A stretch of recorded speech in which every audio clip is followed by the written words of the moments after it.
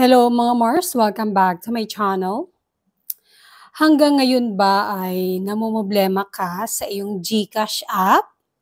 Hindi mo pa rin ba ito ma-open? At hindi mo alam kung anong gagawin mo? Namomroblema ka na, baka nawala ang laman ng GCash mo?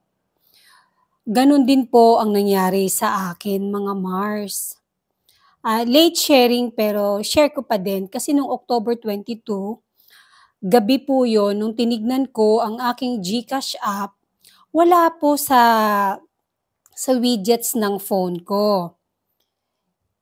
Kaya nagtaka ako, wala siya, bakit kaya biglang nawala? Hindi ko pa naman siya pinindot. So, chinek ko yung iOS GCash ko, meron. Pero yung isang phone ko na nawala ang GCash app, Android po siya. So, hindi po talaga ako mapalagay kung bakit anong nangyari. Tinitignan ko baka i-update lang. Wala naman po nakalagay na i-update dahil updated po siya. Basta nawala lang po siya doon sa widgets ko. Kaya naman, talagang nag-search ako kung bakit ano nangyari. Yun nga, may nabasa ako na nagka-problema nga daw ang mga Android users. Nag-search talaga ako kung anong gagawin ko. Meron akong nakita na kailangan daw i-clear cache doon sa settings mismo, doon sa apps mo na sa settings, then apps, then makikita mo yung GCash, pipindutin mo yung GCash app, clear cache. Tapos balik ka, kaso ginawa ko na po yun, restart, off, ayaw pa rin po talagang bumalik. Tapos nung inopen ko yung iOS ko na GCash app, nakalagay pala doon bago ka maglagay ng code, nakalagay doon sa taas, ito po yun, nakalagay siya na nagkakaproblema nga daw ang mga Android users. So, ang gagawin mo lang daw is uninstall, then reinstall.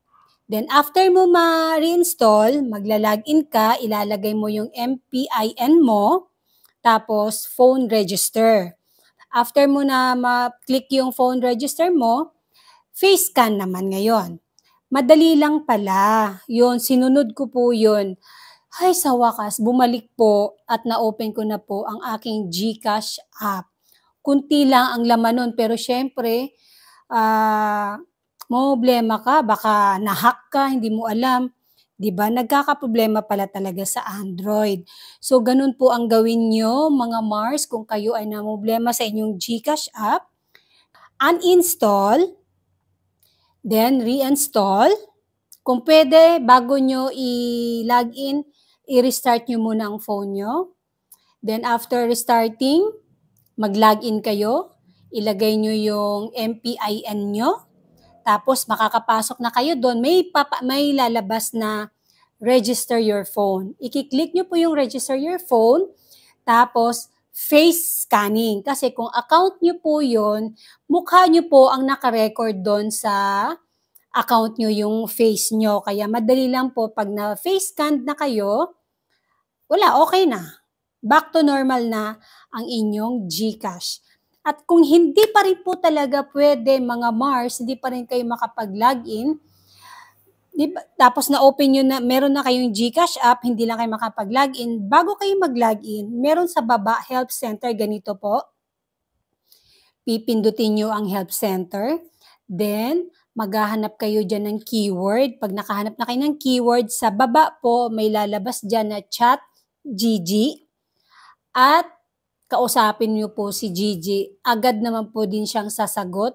Sabihin nyo po lahat kung bakit ayaw pa rin ma-open ang inyong GCash app. At sana nakatulong. And that's it, mga Mars. Thank you for watching this video. Please like, comment, share, and subscribe for more scoops. Bye!